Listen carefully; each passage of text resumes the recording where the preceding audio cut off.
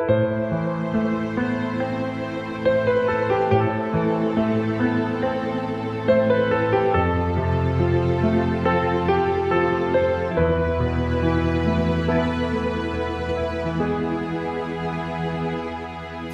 លវេលាដែលកន្លងទៅហួស្ដាយកំហុងខំខ្លួនឯងបងអ្នកខំបង្កខ្លួនឯងទ្រង់ចំបាយសែនខ្លោចផ្សាដួងចិត្ត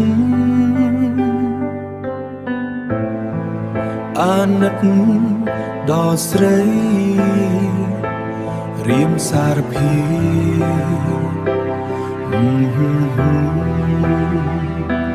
សារភាពដោយស្មោះសរបងអង្វ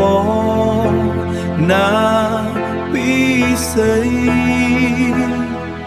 រឿងអ្វីសូមនួននាងប្រណីអភ័យទោសាបងពិតជាមានកំហុសធ្ងន់ធ្ងរឲ្យអូនទឹកភ្នែកក្រំគ្រាស្ទើបែកប្រេះអរា អូនមិនបន្តស្ដីវាចា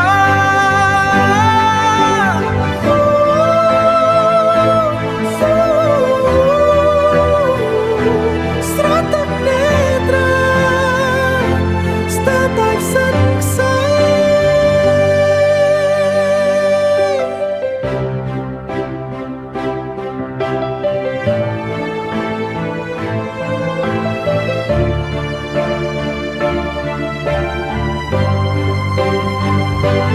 ដល់ពេលនេះទើបបងយល់ចិត្តអូនយ៉ាងច្បាស់បងសែនខ្មាំងហើយសែនអាណិតណាស់មាសមេរៀមនឹងថែថ្នាក់ថ្នមមិនអើយមានស្នេហ៍ឈឺចាប់ជាថ្មីទោះនួនល្អងឲ្យបងពូទ្រូងក៏មិនធ្វេបងហ៊ានវាំងទាញយកបេះដូងដាក់បាតដៃឲ្យតែថ្លៃយល់ថាហារតីស្នេហ៍ស្រីគ្មានថ្ងៃកែប្រែ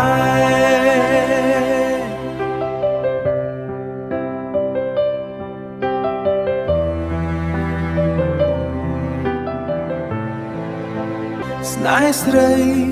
គ្មានថ្ងៃកែប្រែ